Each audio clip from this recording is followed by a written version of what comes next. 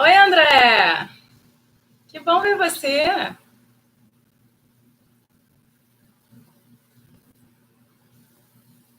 Como é que estão as coisas por aí? Conta aí.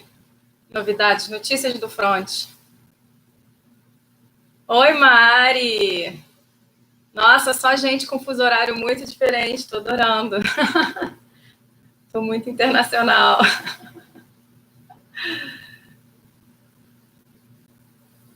Boa, Mari! Que bom saber de vocês. Oi, mãe! Crianças, eu só tenho uma, mas tá a mil. Vou esperar o pessoal entrar para a gente poder começar. Dar um tempinho, dou sempre uns 5 minutinhos para dar uma esquentada aqui, porque todo mundo vai entrando aos poucos, né? Oi, Arthur! Tudo bem?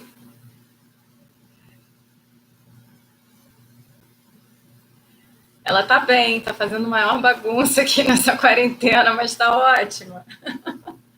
Acabou de pintar meu banheiro inteiro. Mas tudo bem, faz parte. Ainda bem que sai, limpa, tudo certo. Obrigada, Arthur.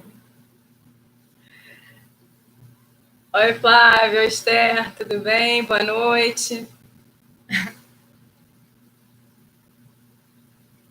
Vou deixando o pessoal ir entrando. Ah, que legal! Carolina do Norte também, gente, que legal!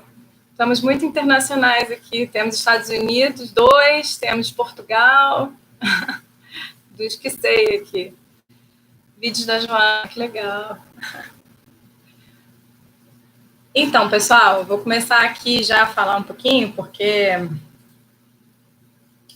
o pessoal vai demorando para entrar. Esse capítulo, eu achei esse capítulo super interessante, porque ele começa a contextualizar um pouco a história do ego que a gente viu nos capítulos anteriores, né? Então, ele coloca essa dimensão do ego em operação, né? Aqui, o que é que ela faz, e como é que aquilo, quais são as consequências, né, negativas disso, no acúmulo dessas emoções residuais que são geradas pelo ego, né? Então, eu acho que... Oi, Renata, tudo bem? Eu acho que, assim, a primeira coisa importante para a gente entender aqui Oi, Flavinha, que bom, sua gente querida aqui. Oi, Sulema. Oi, Camila. Então, acho que, assim, é muito importante a gente entender, primeiro de tudo, o que ele chama desse corpo de dor, né? Então, assim, basicamente são essas tralhas que a gente vem carregando do passado, a vida toda.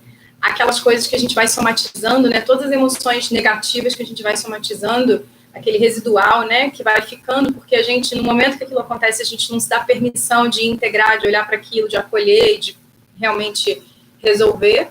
E a gente vai carregando essa bagagem pesada ao longo da vida, que nos impede de nos desenvolvermos, e aí a gente se depara com elas no momento presente, né?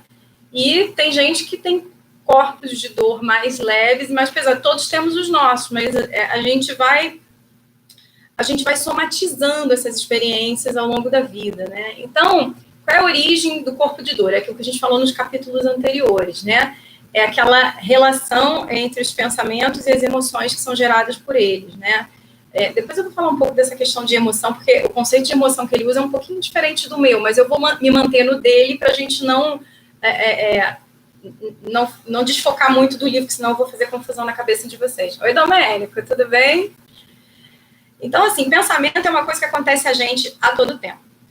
Então, assim, se a gente realmente se colocar e parar para entender essa dinâmica do pensamento, quando você diz eu penso, como ele diz lá, na página 116, né, ele fala bem essa frase. Eu penso é uma afirmação tão falsa quanto dizer eu faço a digestão ou eu faço meu sangue circular, porque a digestão acontece, o sangue circula na cabeça, né?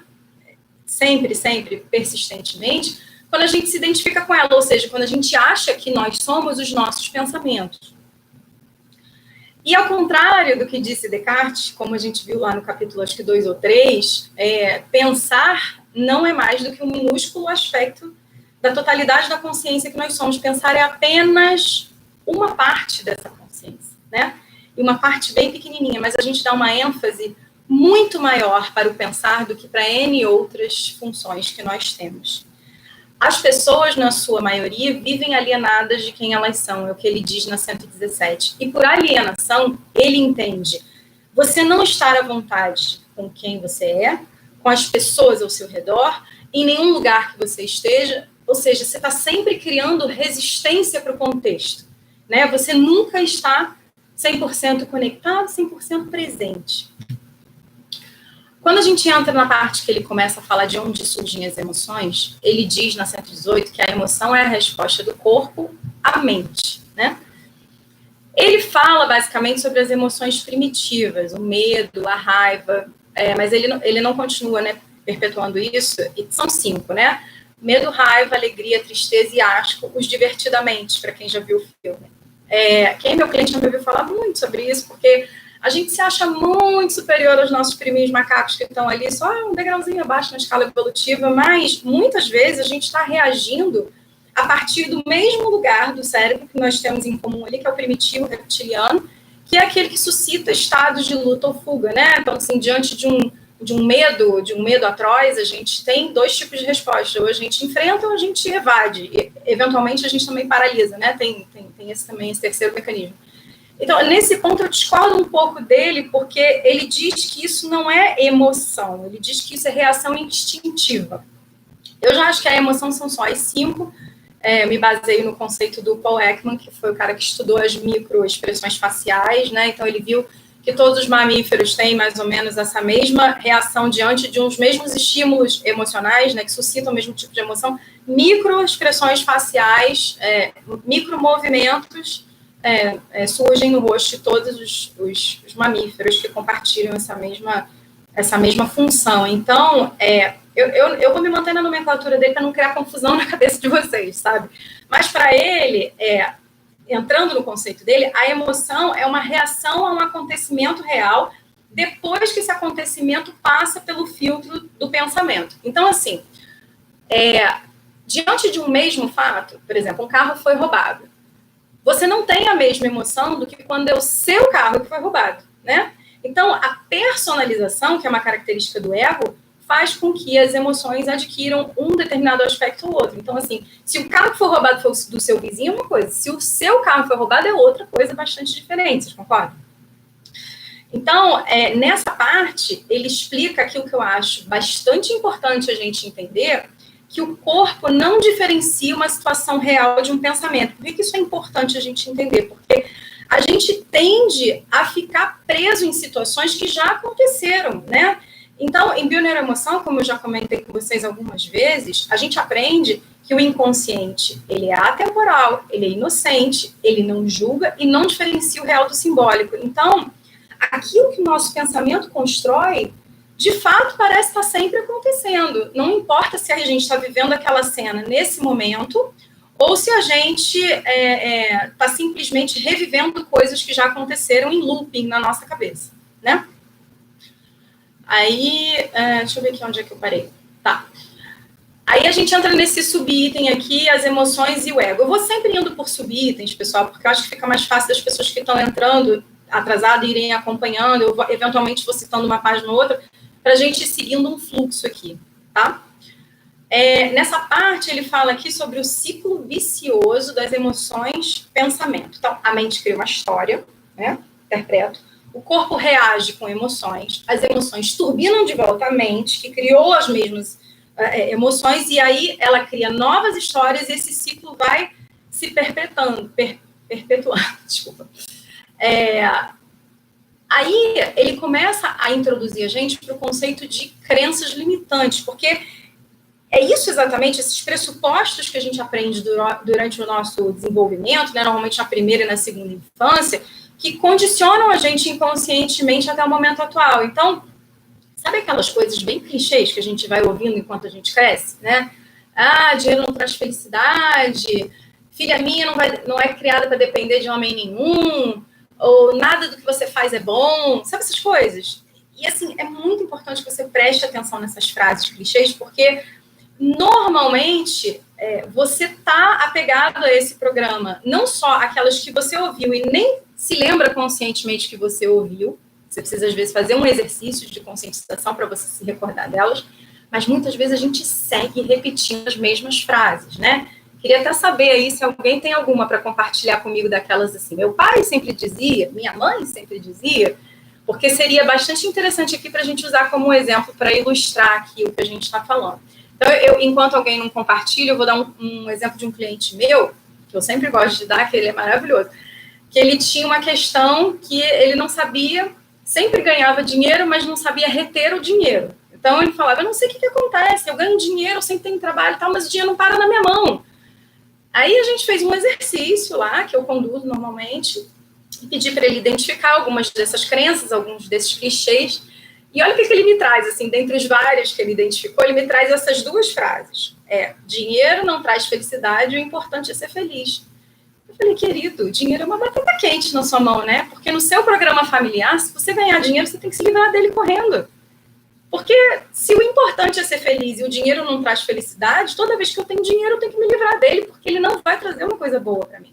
Enfim, estou simplificando aqui uma coisa que a gente faz com um pouco mais de profundidade no atendimento, mas, assim, é realmente muito interessante vocês pegarem esse fio condutor aqui para vocês poderem identificar na própria história pessoal de cada um o que essas vozezinhas, né, essas vozes familiares tanto repetiram para vocês e que fez com que vocês hoje estivessem vivendo talvez situações, dramas presentes que estão totalmente condicionados a esses pensamentos, a essas crenças limitantes que foram fortalecidas ao longo da vida. E até também para a gente criar essa consciência e não fazer isso com os nossos filhos. Porque a gente, na melhor das intenções, a gente está sempre repetindo discursos, sabe? Minha mãe sempre dizia ao meu pai, artista, que arte é para sonhador e que a gente precisa botar o pé no chão. Então, fui ser advogada até que me dei uma outra chance e abri um estúdio de arte. É exatamente isso que eu estou falando. Isso é perfeito, seu exemplo. Porque isso deve ter te causado, né, um sofrimento atroz durante boa parte da sua vida, um conflito muito grande, porque a sua natureza te chamava para uma direção, mas a voz interior, né, e principalmente a voz dos arquétipos parentais, que é aquela que a gente tende a ressonar mais, assim, seja porque a gente rejeita ou porque a gente repete, a gente sempre está tentando funcionar, dar uma resposta para aquela voz que condicionava a gente naquele momento, entendeu? Então, assim, você foi abrir o seu estudo de arte quando você se permitiu escutar o seu chamado, muito provavelmente. Mas a crença limitante está indo em você, porque olha o que você falou aqui agora. Eu tenho dificuldade em manter dinheiro, claro, porque a crença da sua família é de que isso não dá dinheiro. Então, ainda que você tenha se permitido escutar a sua voz interior, ainda que você tenha se conectado com isso, com o seu chamado, você continua reverberando no programa da família. Isso acontece com 99% das pessoas, até que as pessoas se permitam acordar e despertar, né? Exato, estou aprendendo a me dar o direito de ter sucesso financeiro também com a arte. Exatamente. Essa é uma crença que você tem que desfazer. Tem vários exercícios interessantes, principalmente na linha da programação neurolinguística, se você tiver interesse em procurar mais sobre esse assunto, que ajuda você a poder desmobilizar esses padrões, sabe? Porque uma parte sua já despertou, mas outra parte continua apegada a essas vozes familiares que te limitaram a ser uma coisa a qual você não nasceu para ser, né? Te confinaram dentro de um personagem, né? A gente já falou da coisa dos personagens em capítulos anteriores também. Quem não teve aqui pode acessar no YouTube, que os vídeos estão lá, os capítulos anteriores, que ajuda bastante a criar consciência disso, sabe? Então, assim, ele continua aqui falando do fluxo de emoções negativas, medo, raiva, ressentimento, né? Enfim, não vou entrar de novo nessa temática do que é emoção, do que é instinto, porque eu e ele não entendemos as coisas de uma mesma forma. Mas, assim, as emoções, basicamente, no meu entendimento, elas sempre têm uma função, tá?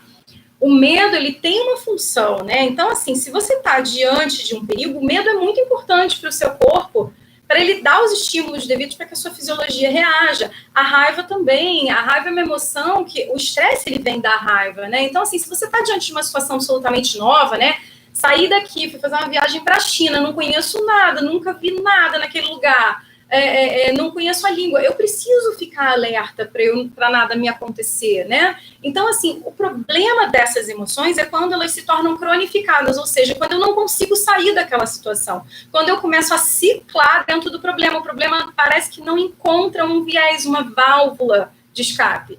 E aí, esses medos cronificados, raivas cronificadas, tristezas cronificadas e etc., acabam virando problemas, problemas mais sérios, né, que a gente tem que passar a resolver e, eventualmente, até sintomas, né? Então, ele fala isso, né, que a emoção é capaz de adoecer a gente, mas a medicina ainda está bastante tímida, bastante reticente com relação a essa ideia. A gente tem muitos e muitos médicos e cientistas com pesquisas absolutamente pioneiras nesse sentido, e não é de agora não, gente, há muitos anos, assim, sei lá, os estudos que eu vejo remontam da década de 60, 70, mas muito provavelmente tem gente muito tempo antes disso falando disso, até porque os orientais já falam disso há muito mais tempo, mas é que eu não tenho tanta familiaridade com a cultura oriental.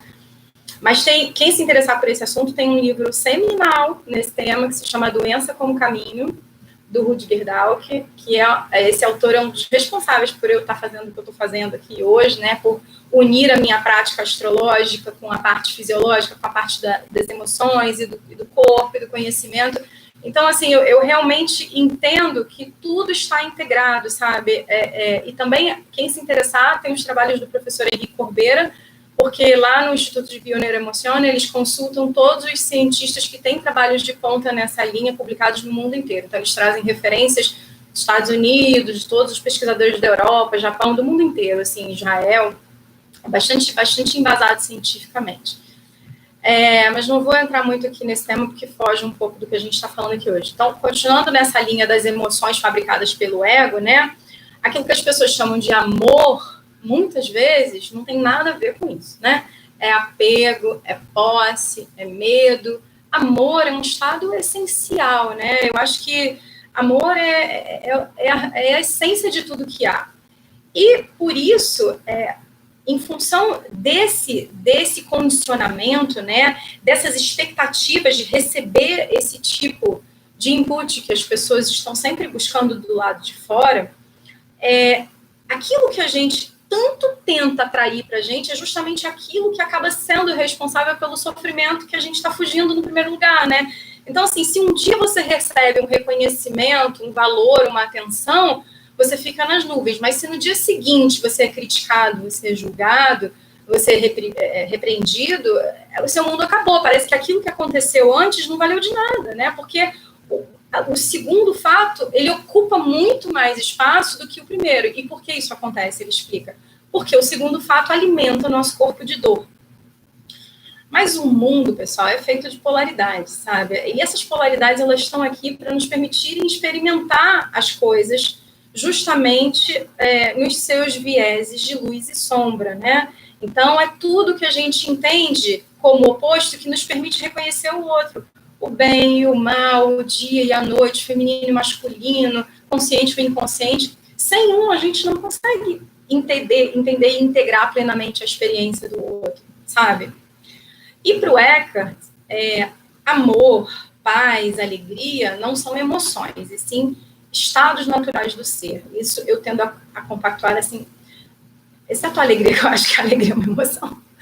Não acho, mas baseado naquilo que eu falei do trabalho do Dr. Paul Ekman. Mas eu entendo isso como um estado supremo do bem anterior, né? Um estado supremo do ser, né? Então é aquilo que você já é, você já possui. Você não precisa estar buscando isso em lugar nenhum, né? Então é aquilo que a gente falou na outro capítulo. Não é alguma coisa da qual você tem que fazer, você tem que buscar desfazer, né?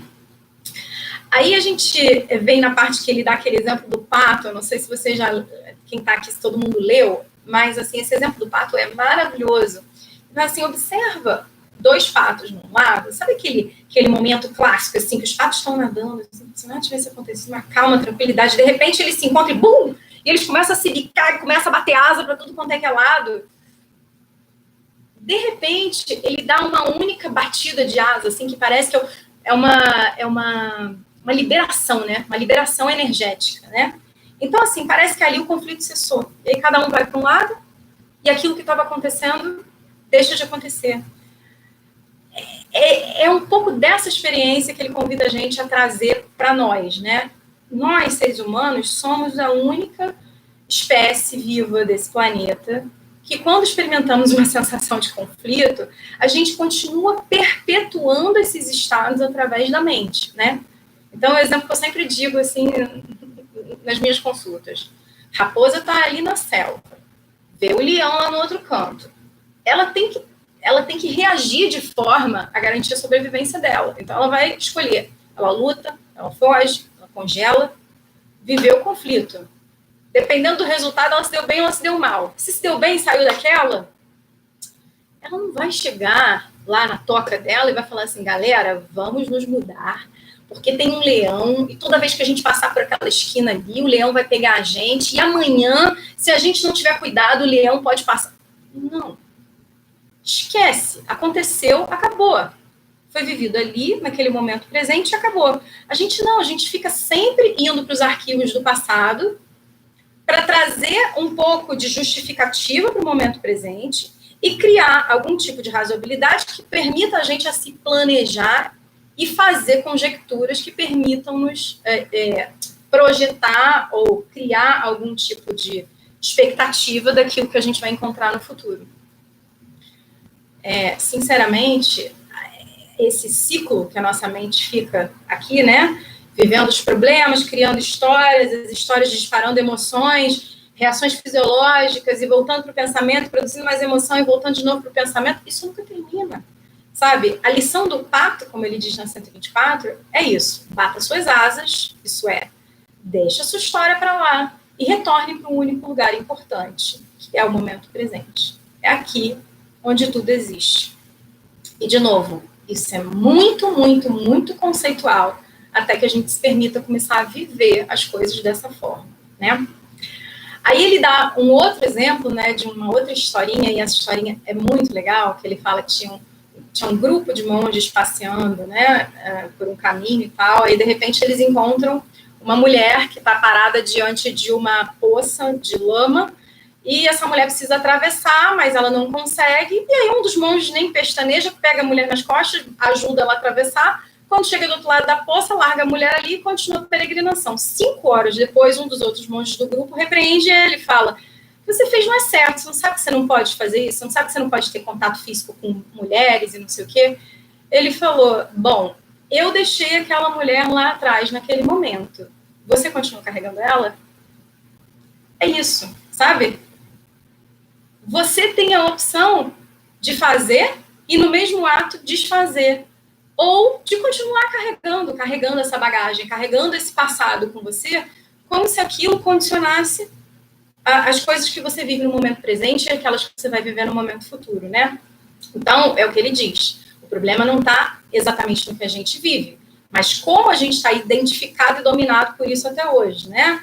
As mágoas, os ressentimentos, os arrependimentos, tudo aquilo que atrapalha, tudo aquilo que serve de excesso de bagagem para a gente continuar seguindo viagem. Então, ele dá esse nome de corpo de dor para esse acúmulo de dores emocionais. Esse corpo de dor é alguma coisa energética, né? Ele não é um corpo físico, ele é um corpo sutil, né?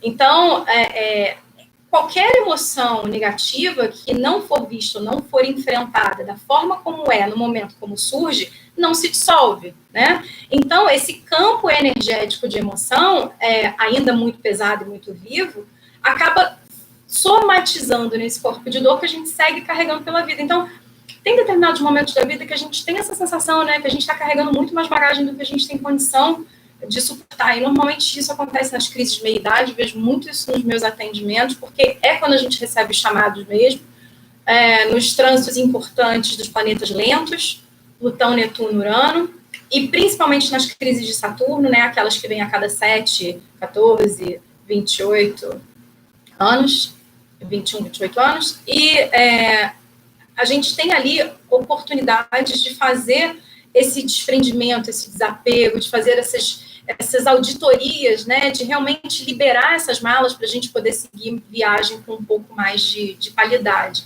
E no podcast, a Oprah até dá um exemplo da vida dela, que ela diz que ela se lembra de quando a avó dela batia nela, que era muito comum, né, antigamente, as pessoas puniam qualquer coisa que a gente gostava que a criança fizesse.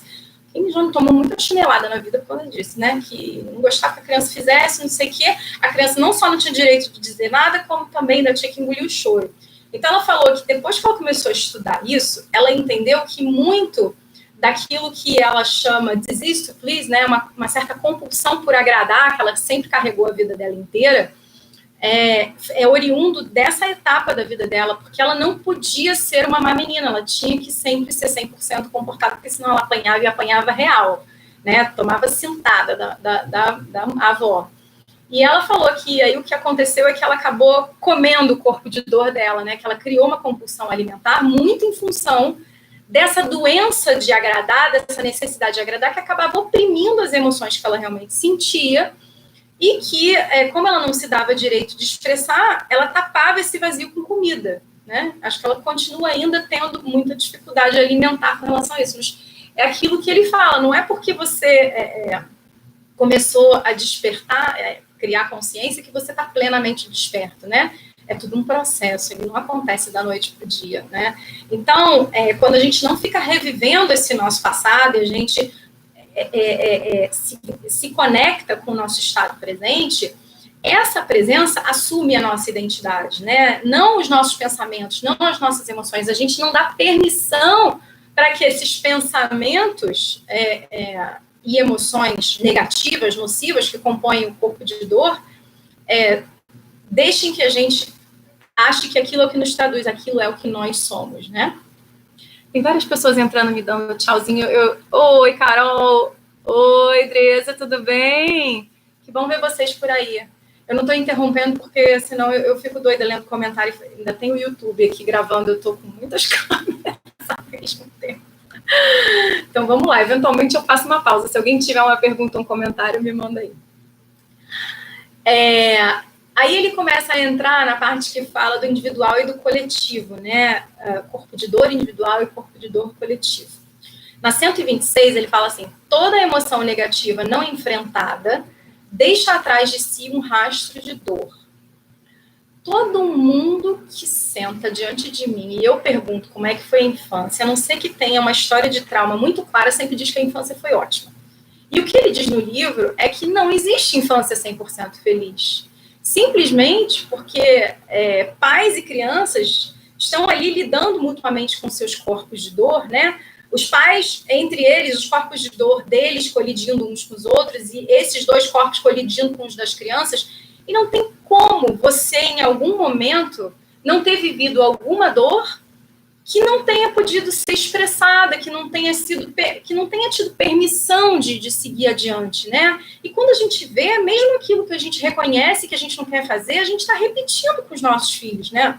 Porque as crianças não conseguem lidar com a emoção negativa, então elas sempre evitam a emoção negativa.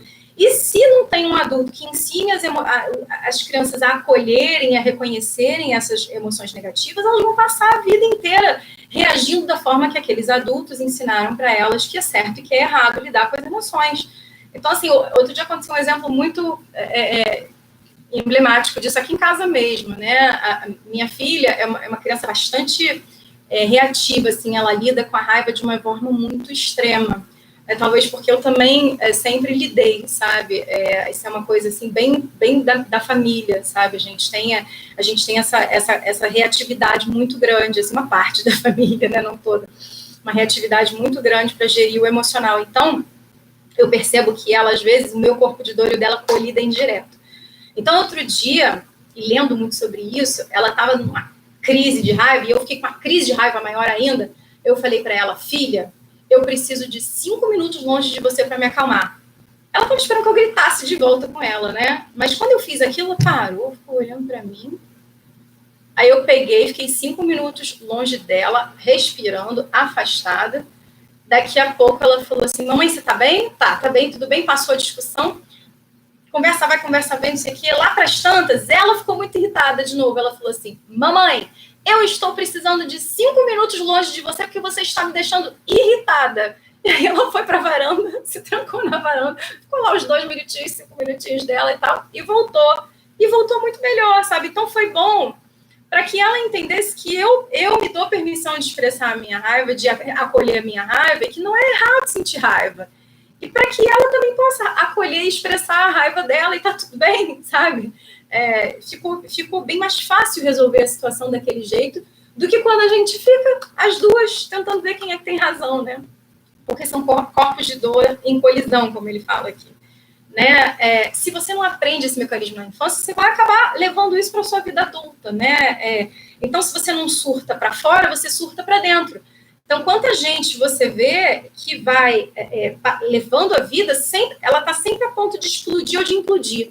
Você sabe, né? Se você tiver a sutileza da percepção, você vê que naquele momento aquela pessoa está em ponto de ebulição. Ou ela vai pegar e transbordar, ou ela vai pegar e a panela de pressão vai pressionar ali, né? Então, ele fala que esse corpo de dor é um campo energético que vai somando todas essas experiências ao longo da vida e vai seguindo, acompanhando todo mundo até o momento presente.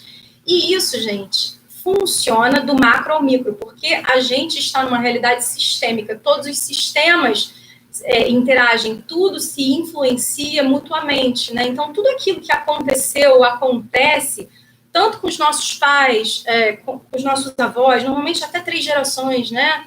Minha mãe está aí, que trabalha com a terapia sistêmica, pode dar seu aporte, se quiser. Mas a gente está sempre, na verdade, esse conceito central que eu queria que vocês pegassem, que eu acho que é o mais importante. A gente está sempre repetindo ou rejeitando o nosso programa familiar a fim de reparar.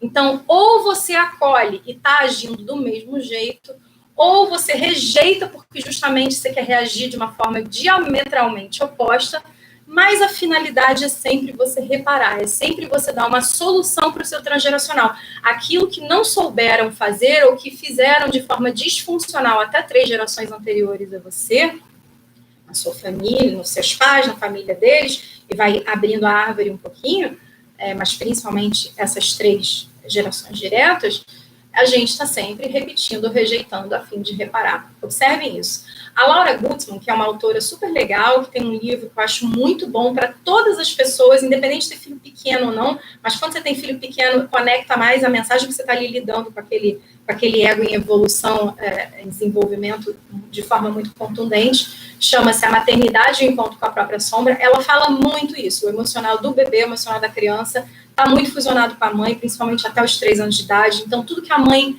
viveu, desde a gravidez até principalmente os 3 anos de idade, quando a criança começa a desfazer essa fusão gradativamente, a criança está expressando, a mãe está expressando através da criança, né? A criança não diferencia. Então, se essa criança chora muito, ela está expressando uma dor que a mãe não está podendo, permitindo ou conseguindo expressar. Se essa criança grita muito, ela está dando voz para o seu entorno, para essa mãe, para aquilo que o entorno não está conseguindo expressar. E por aí vai, sabe? A gente pode fazer uma live inteira sobre isso. Assim, é um exercício de expansão, de reflexão bastante profundo aqui, que tem muito pano para manga, sabe? Alguém tem algum comentário, alguma coisa até aqui, ou está muito bem? Bom, então vamos lá. Como é que o corpo de dor se renova? Né? Tem esse subitem lá. Na página 129, ele fala: o corpo de dor é viciado em infelicidade. Gente, para pensar. Todo mundo conscientemente diz que está buscando felicidade. Eu nunca vi ninguém dizendo assim, eu estou fazendo isso porque eu quero ser infeliz. Não, eu estou fazendo isso porque eu quero ser feliz, né? Mas, ainda que conscientemente a gente esteja buscando felicidade e evitando infelicidade, uma vez que a gente é acometido pela infelicidade, não só a gente não quer que ela termine, como a gente ainda quer que as outras pessoas no nosso entorno se compadeçam dela, ressonem nessa mesma frequência, ou até eventualmente sintam a mesma coisa que a gente está sentindo, porque a gente quer alimentar esse corpo de dor que é viciado em infelicidade, como ele falou, né? Então, às vezes, por exemplo, você trabalha num lugar que você adora, mas você tem ali um problema de PTO com um colega, que o convívio se torna inviável, até a ponto que você pede para sair daquele trabalho, que infelizmente a coisa se torna insustentável.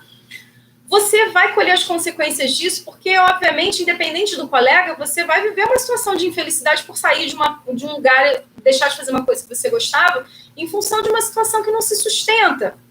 Mas a sua mente justificativa, ao invés de te fazer encontrar saídas positivas para que você possa ganhar perspectiva e encontrar novas possibilidades a partir dessa experiência, não, ela te aprisiona dentro dela. Então, parece que depois que aconteceu aquilo, nada mais que vai acontecer, nenhum trabalho que eu consiga vai me fazer feliz, nenhuma coisa vai ser boa o suficiente, e não obstante você ainda fica ressentido com as pessoas daquele lugar de trabalho, que não estão na mesma frequência que você, não estão dando devido valor ao seu sofrimento, e principalmente com aquele raio daquele colega que foi, entre aspas, o responsável pelo seu sofrimento, e continua lá gozando daquilo que você queria gozar, desfrutando daquilo que era seu, entendeu? Então, quanto de história, quanto de percepção distorcida tem nessa situação para que você continue alimentando um corpo de dor, para que você continue sustentando uma situação de infelicidade. Então, como a gente viu nos capítulos anteriores, as coisas não são como são, e sim como somos, né? Uma coisa é um fato acontecer diante de você, outra coisa é como você vai reagir a esse fato. Você não tem gerência sobre o que os outros fazem, mas você tem gerência sobre o que você sente e como você reage a isso. Se você continuar sustentando esse estado de rancor e de ressentimento permanente, é sua responsabilidade. O outro não tem absolutamente nada a ver com isso. Nada que ele faça ou deixe de fazer vai mudar aquilo em você. Porque, eventualmente, até se ele te pedir desculpa, você vai dizer que você não aceita porque você não quer se desapegar daquele estado, né? Então, ele fala dos estados de infelicidade. São 3 estados. O latente, que é tipo um vulcão adormecido, né? Que a ponto de qualquer coisa, de repente, parece que vai disparar aquele conflito, né? O ativo, que é quando ele está realmente visível em erupção, esse vulcão, e o hibernado, que é quando o vulcão está ali dormindo, pode passar anos, décadas dormindo. Mas você sabe que tem alguma coisa ali. E tem sempre um gatilho disparador que normalmente tem a ver com a emoção que criou ele. Então, por exemplo, tem um pai que abandonou uma família na infância. Aí, eu tenho um pai que me abandonou na infância. Eu trago essa cicatriz para a minha vida, mas eu dei um jeito de fazer funcionar, por exemplo, né? Aí eu caso, eu formo minha família, não sei o quê, até que meu marido me abandona e abandona a família também. Então, aí esse vulcão entra em erupção. Por quê? Porque o gatilho que disparou foi o mesmo que criou. São essas analogias que a gente tem que ficar muito ligado. E às vezes elas não são tão claras quanto isso. Às vezes esse pai que abandonou a família nem era um abandono claro, às vezes era um abandono simbólico, às vezes era só um pai que estava trabalhando muito e não dava atenção para essa família. Às vezes era um pai que durante um tempo foi ausente porque viajava demais, mas foi ausente justamente num período que o emocional daquela criança estava sendo fortalecido, estava sendo constituído. Então, a gente tem que perceber e a gente tem que começar a ver as coisas não sempre pelo viés concreto, pelo viés real, mas principalmente pelo viés simbólico. Porque, como eu falei ali acima, né, um pouquinho antes, quando a gente estava conversando mais para o início aqui do capítulo, o inconsciente, ele é inocente, ele não julga, ele não diferencia real de simbólico. Então, se você vive uma coisa como se aquilo ali fosse uma perda real, ou seja, se meu pai não está, seja porque ele está trabalhando demais, seja porque ele está viajando demais, seja porque ele foi para a guerra, seja porque ele é separado da minha mãe, eu vejo ele muito menos do que eu gostaria, esse pai é um pai ausente. Ponto. Sem julgamento, sem crítica, apenas com os filtros perceptivos que a realidade dá a oportunidade de integrar. Tudo bem? Faz sentido isso para vocês? Estou falando pra caramba aqui, porque como é importante perceber que esses gatilhos, imagino que seja isso, né, Sabrina? É muito importante perceber esses gatilhos, gente, porque às vezes a gente, como eu falei, a gente está sempre reparando ou rejeitando os programas familiares a fim de, repetindo ou rejeitando os programas familiares a fim de reparar. Então, se coloca nessa dimensão. Quando você estiver vivendo uma situação de conflito muito intensa, quase ingerenciável, aonde isso me leva? A que parte da minha história isso pertence? Né? Aonde que eu me conecto com essa energia? Aí ele fala aqui, como o corpo de dor se alimenta do pensamento. eu acho que todo mundo, independente de ter um pouco mais de sensibilidade ou não, percebe que os pensamentos negativos têm uma frequência vibracional completamente diferente dos pensamentos positivos, né? O nosso corpo, a nossa fisiologia reage diferente quando a gente está experimentando uma emoção positiva e uma emoção negativa, certo? Então, assim, o que ele diz aqui é que a frequência vibracional desse corpo de dor, ela está completamente alinhada com a frequência vibracional dos pensamentos negativos, né? Então, ela é mais densa, ela é mais baixa, e ela perpetua um outro ciclo vicioso, né? Que é o corpo de dor assumindo o controle da mente, a mente produzindo pensamento negativo gerando mais corpo de dor, que novamente assume o controle da mente, e a gente vai recomeçando esse ciclo. Você não sai, você fica ciclando nisso. Então, por isso que a infelicidade, ela é aditiva. A gente é viciado em infelicidade. Todo mundo, sempre que a gente vive um problema, dificilmente, se você não tem consciência, você se vicia naquele problema, né? Todo mundo, do menor ao maior, não importa. O problema não é uma coisa que a gente compara. O problema é uma coisa que a gente experimenta, né? Então, a gente... Não é que a gente não tem o poder de interromper esse ciclo, esse mecanismo. A gente provavelmente não quer, né? Normalmente a gente se coloca numa espiral aqui, porque justamente a gente está viciado, como ele falou aqui. Sentir dor, sentir infelicidade, traz uma certa medida de prazer para esse ego, traz uma certa medida de prazer para o corpo de dor, porque a gente se reconhece naquela negatividade, tá? Então a gente se sente detentor da razão, a gente se sente superior, né? Porque eu tô certo, o outro está errado, eu sei que eu tô sentindo isso, que foi isso que o outro me fez, então logo a gente consegue a atenção que a gente queria. É só vocês olharem aquilo que a gente estudou nos capítulos anteriores. De novo, quem não teve a oportunidade aqui de participar dos estudos dos capítulos anteriores, vai lá no YouTube, tem todos os capítulos do 1 até o 4, eu gravei Bruna Nejar em Astrologia, tá lá, para quem quiser acompanhar. O livro é Um Novo Mundo, do Eckhart Tolle. Esse livro é maravilhoso e ele parece que foi escrito semana passada, porque tudo que está acontecendo nesse momento, tudo que a gente está sendo convidado a revisitar aqui agora, e quando eu falar do corpo de dor feminino, a gente vai entender isso melhor, está presente nesse livro que foi escrito em 2005, tem 15 anos esse livro, sabe? Então, na 132 ele fala assim, os corpos de dor adoram relacionamentos íntimos e famílias porque é deles que retiram a maior parte do seu alimento. Lógico, nossos maiores desafios, nossos maiores conflitos estão sempre na família, à toa que a gente nasce onde a gente nasce, porque a gente precisa aprender naquele contexto, não é aleatório, a gente precisa aprender com o que aquele contexto traz pra gente. Aí, no podcast tem um exemplo de uma ouvinte que fala sobre a irmã dela e como isso, assim, deu um estalo sobre a irmã dela, que ela fala que a irmã dela tem essa carga pesada, vitimista e tal. Um Novo Mundo, Cristiane, Um Novo Mundo, do Eckhart Tolle.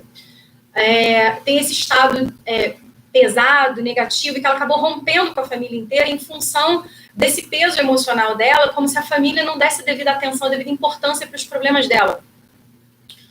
E ela fala que, quando ela se conectou com isso, ela falou assim, gente, esse capítulo abriu tanto a minha cabeça sobre isso, sobre as relações familiares que a gente tem, o quanto que a gente julga ela, o quanto que ela se julga, o quanto que essas situações estão se retroalimentando. Eu queria tanto dar esse livro para ela ler, mas eu já entendi no capítulo anterior, e quem estava aqui no grupo de estudos de terça-feira me ouviu falar isso, que não é tipo uma coisa boa que está funcionando para você, que vai funcionar para todo mundo. Não é encontrei Jesus, entendeu? Se está funcionando para você, maravilha, mas não vai funcionar para todo mundo. As pessoas têm que ter o seu tempo do despertar. Então não adianta dar o livro para a pessoa ler. É mais fácil você compartilhar a mudança que o livro está te ajudando a fazer em você, né? E aí ela fala isso, como é que eu posso ajudar a minha irmã a sair desse estado de negatividade? Ele fala exatamente assim como você está descrevendo. Você se deixando ser a presença consciente, que toda vez que o corpo de dor dela aparece, ao invés de você reagir com negatividade, você simplesmente está ali, presente e consciente, para ouvir tudo que ela tem para dizer, para escutar as mágoas e os ressentimentos dela, e sem criar mais reatividade para ativar o corpo de dor dela, porque é disso que o corpo de dor se alimenta. E o que acontece, ele falou, é um experimento mágico. Vocês precisam se dispor a fazer isso para vocês perceberem isso em ação. Quando você realmente se conecta com essa presença e você desiste de julgar aquela pessoa, de criticar ou de querer transformar aquela pessoa, a pessoa simplesmente não entende o que está acontecendo. Ela fica muito confusa, porque ela está acostumada que você reage e ela quer que você reaja para ela continuar naquele estado de miséria emocional que ela está, porque essa infelicidade nutre ela. E quando ela não recebe aquilo, é quase como se ela realmente fosse obrigada a se conectar com o papel que ela está desempenhando. E, de repente, ela fala, pera, o que eu estou fazendo? Né? O que eu estou fazendo aqui? O que aconteceu? O que você fez comigo? Né? Ele até narra um exemplo, ele fala que uma amiga dele que chegou na casa dele, começou a reclamar dos papéis, e ele ficou lá só ouvindo. Eu não sei se você já viram ele falando. Até para falar, ele pausa. Às vezes você acha que ele enguiçou, o vídeo enguiçou. Ele pausa. Ela falava dos papéis. E ele, Ela foi embora. No dia seguinte, ele fala, o que você fez comigo? Porque, tipo assim, eu não tô mais me importando com essas coisas. O que aconteceu, né? Não fiz nada. Eu simplesmente deixei você criar a consciência do padrão que você estava ali repetindo uma e outra vez na sua vida, né? É muito difícil, ele fala, para uma criança ficar vendo os corpos de dor dos seus pais colidirem constantemente dentro de casa, sabe? É muita agressão mútua e todo mundo já passou por isso em algum momento da vida e todo mundo oferece isso para os seus filhos em algum momento da vida. Agressões físicas, agressões verbais, agressões silenciosas, porque às vezes os silêncios são extremamente agressivos, sabe? Então, esse é um lugar para a gente ter bastante consciência, bastante cuidado, porque é ali que a sementinha desses corpos de dor que a gente vai carregando ao longo da nossa vida é plantada pela primeira vez, né? E ele diz que o álcool acaba sendo um veículo, o álcool, as drogas, de forma geral, acaba sendo um veículo fortalecedor desse corpo de dor, porque ele justamente remove essas barreiras do inconsciente. Então, a gente vê que essas agressões, elas tomam uma força muito grande, né? Elas parecem que elas crescem ali, porque ele remove essas barreiras que impedem aquilo de se expressar naturalmente. Tanto que quando a pessoa recobra o seu sentido, né? Ela normalmente se arrepende, chora, diz que nunca mais vai acontecer, mas a verdade é que vai acontecer, porque as pessoas não integraram, não acolheram essas emoções negativas da forma devida, né? E por mais paradoxal que isso possa parecer, corpos de dor se atraem porque vibram numa frequência mútua. Então, eu vou falar uma coisa aqui que é bastante polêmica, eu gostaria que vocês entendessem isso à luz da interpretação dele, com muito cuidado, né?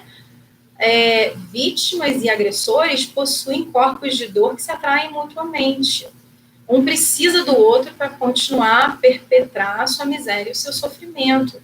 Então, aqui eu não estou justificando violência, não estou justificando ninguém bater em ninguém. O que eu estou querendo dizer é que existe uma ressonância vibracional que une essas pessoas. Da mesma forma que pessoas que se casam, às vezes achando que fulano é uma coisa e ciclano é outra, quando vão assinar o papel e morar debaixo do mesmo teto, descobrem que esse fulano é outra coisa, o ciclano é outra coisa. Na verdade, eles sempre foram as mesmas coisas que eles continuam sendo. Mas a diferença é que esse corpo de dor não tinha espaço, não se dava permissão de se expressar num contexto anterior. Então, inconscientemente, aquilo que eles passam a rejeitar depois que eles conseguem visualizar o corpo de dor um do outro, é justamente aquilo que os atraiu num primeiro momento. Porque é justamente aquilo que eles precisam integrar, né, devido ao programa familiar de repetição ou de rejeição, a fim de reparar o transgeracional. Se a gente pensar pela lógica do sistema, voltando a falar sobre sistemas, tudo está interconectado. Essa perspectiva, ela dá muito fôlego emocional para a gente e ela ajuda a iluminar muitas coisas que a gente julga que estão acontecendo a nós, como se fossem aleatórias, como se nós não tivéssemos nenhuma responsabilidade por estarmos naquele contexto ali, né? É assumir a autorresponsabilidade por aquilo que a gente escolheu, consciente ou inconscientemente, para que a gente possa se perpetuar assim, nessa dinâmica evolutiva, que nós somos seres evolutivos, né? Nós somos um planeta em evolução, para que a gente possa dar mais esperança, dar mais possibilidades para aquilo que vem à frente, né? Se o que aconteceu atrás não foi plenamente integrado, o que vem à frente pode ser melhor, pode ser maior, né? Então, é o que eu digo para as pessoas acham que a gente está vivendo um momento terrível da humanidade. Não só eu, né? Eu me baseio, inclusive, em vários pensadores. Não, gente, a gente está vivendo um momento maravilhoso. O que está acontecendo, por mais desafiador e difícil que seja, é um chamado muito maravilhoso para que a gente desperte. E a humanidade já viveu momentos infinitamente piores e mais cruéis do que esse, ainda que esse seja muito difícil. Mas todos esses momentos muito difíceis e cruéis que a humanidade viveu deram a oportunidade que ela transcendesse de um estágio para outro. E a gente está aqui justamente nesse novo momento, desse novo mundo, desse despertar dessa nova consciência. Tá? Na página 135, ele fala assim, dos corpos de dor densos. Algumas pessoas carregam corpos de dor tão densos que nunca se encontram completamente adormecidos. Eles podem estar sorrindo, mas não é preciso ser paranormal para sentir o caldeirão fervente de emoções em segundo plano, esperando pelo próximo acontecimento para reagir, pela próxima pessoa para culpar ou confrontar. Seu corpo de dor nunca se satisfaz. Aumenta a necessidade de inimigos que é cultivada pelo ego. Então, essas pessoas não conseguem perceber a diferença entre um fato e a nossa reação ao fato, né? Não entendem aquele conceito de autorresponsabilidade da gestão emocional que a gente vem falando e que a gente falou principalmente nos 2 últimos capítulos, né? Aí ele fala que essas pessoas acabam canalizando isso quando elas precisam achar uma válvula de escape funcional. Exatamente, somos feitos de causa e luz. Quando elas precisam achar uma válvula de escape funcional, elas acabam se tornando militantes ou trabalham em prol de uma causa, porque aquilo ali é a forma que elas encontram de reparar aquele conflito, aquela dor que elas trazem dentro delas, né? Então, é muito comum que pessoas que tenham traumas particulares de infância, né, de abandono, de violência, de preconceito, se tornem ativistas dessas causas, né? Ou até mesmo um trabalho. A pessoa, às vezes, vai escolher uma profissão para expiar o seu próprio sofrimento. Uma pessoa que não foi cuidada, que não foi emocionalmente nutrida, ela vai acabar ocupando uma posição, uma profissão cuidadora para que ela possa expiar esse sofrimento, né? Então, aqui uma pista, tá? Investiguem as causas que apaixonam vocês, aquelas pelas quais vocês estão sempre dispostos a lutar e a defender, e a discutir, e a arrumar inimizade, e a desfazer amizade no WhatsApp, porque elas são ótimas pistas a respeito do seu corpo de dor. O que te apaixona a ponto de você precisar defender com unhas e dentes? Aí ele fala que, eu vou passar correndo aqui, gente, porque tá acabando já o tempo. O entretenimento, a mídia e o corpo de dor. Gente, se um marciano chegasse na Terra hoje e a gente tentasse explicar para ele o que são essas coisas de vale tudo, de filme de atrocidades e tortura e morte que a gente fica vendo e a gente dá paga por isso, ia ser bem difícil, eu acho. Como é que a gente explica para um sujeito que vem de outro planeta, que não entende como é que essa bagunça aqui funciona, que a gente dá dinheiro para alguém produzir um conteúdo que inflige sofrimento para membros da nossa mesma espécie e a gente ainda se diverte com isso, né? Por quê? Porque a violência e a miséria humana são os alimentos favoritos do corpo de dor e a mídia é muito hábil em fazer isso. 137. Basicamente, os jornais populares não vendem notícias, mas emoções negativas, alimentos para o corpo de dor. Então, há anos eu não tenho TV aberta, há cerca de 2 anos eu não tenho nem TV fechada, eu não vejo noticiário e eu não me acho menos informada por isso, porque eu não fico dando banquete aleatório para o meu corpo de dor.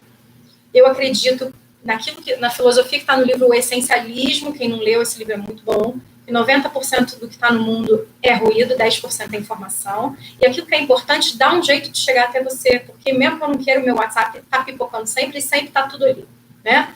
Então, preste atenção, se você está viciado em noticiário, ou em qualquer tipo de informação, ou qualquer tipo de conteúdo recorrente, se você precisa estar sempre vendo mais daquilo mesmo, o que aquilo diz respeito ao seu corpo de dor? O que aquilo alimenta em você? Isso é uma pista muito importante para que vocês possam criar consciência a respeito das suas próprias emoções negativas reprimidas, tá? Principalmente quem fica com televisão ligada 24 horas em notícia. Isso diz muito a respeito desse corpo de dor.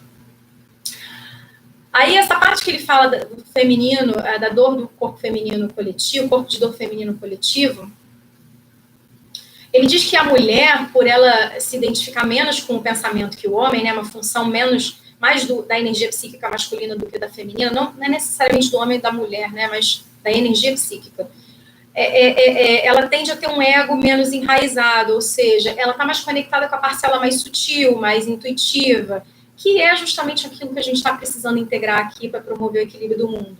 Na 123, 138, ele fala: não teríamos declarado guerra à natureza e não seríamos completamente desconectados do nosso ser se a gente não tivesse negado tanto o feminino. Isso, para mim, é um dos chamados centrais do Covid, sabe? Essa demanda por reintegrar a polaridade feminina, sabe? Você vê que tudo é um convite à sutileza aqui, à sensibilidade, à interiorização, todas as funções da energia psíquica feminina, que é muito mais receptiva do que a do masculino, que é muito mais ativa, elas estão sendo ativadas por esse momento. Isso também dá uma outra live inteira falando, né?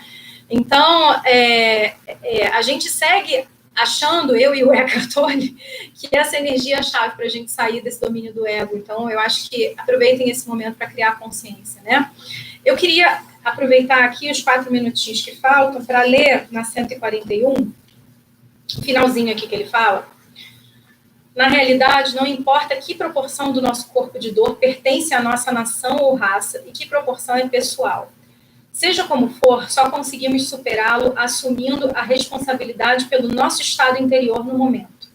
Mesmo que culpar pareça algo mais justificado, desde que culpemos os outros, é claro, continuamos a alimentar o corpo de dor com nossos pensamentos e permanecemos presos ao ego.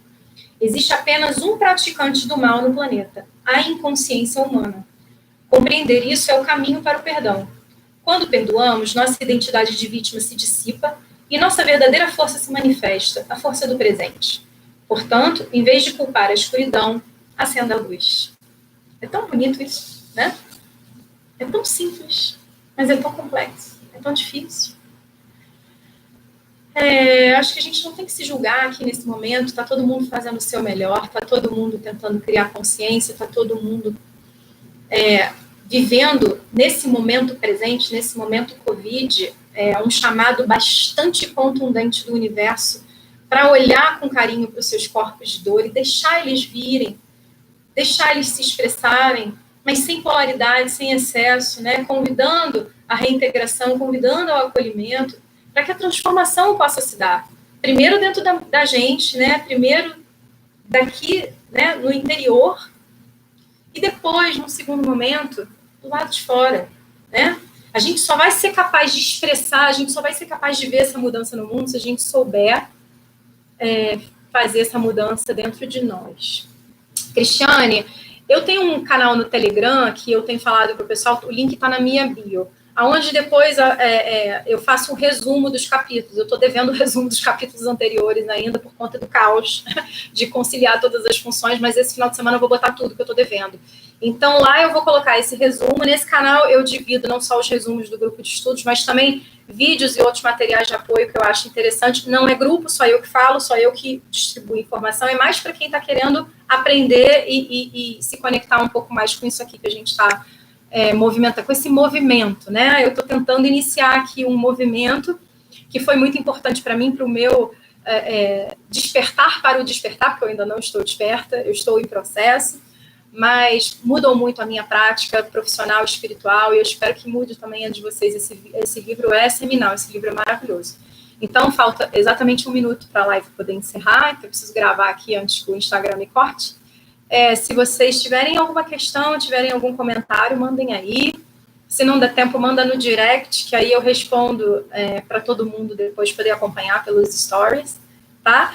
E quem não puder assistir, vai ficar 24 horas no ar essa live e depois fica direto no meu YouTube, Bruna Nejaim Astrologia. Então tem esses 2 outros canais fora do Instagram, o Telegram, que o link está na minha bio, e o YouTube, Bruna Nejaim Astrologia, onde eu estou postando todas as aulas na íntegra, e vocês podem gradativamente ler o livro, ler capítulo a capítulo e ir acompanhando o grupo de estudo. Não é aula, gente, é grupo de estudo, eu estou aprendendo junto com vocês, tá? Obrigada aí pela presença de todo mundo que ficou conectado até essa hora. Espero que vocês tenham um bom feriado amanhã e vou tentar disponibilizar esses resumos até o final de semana. Eu já não vou mais fazer promessa nenhuma porque está difícil cumprir. Agora aquele momentozinho do print para tirar uma fotinha e me marcar. Postem lá.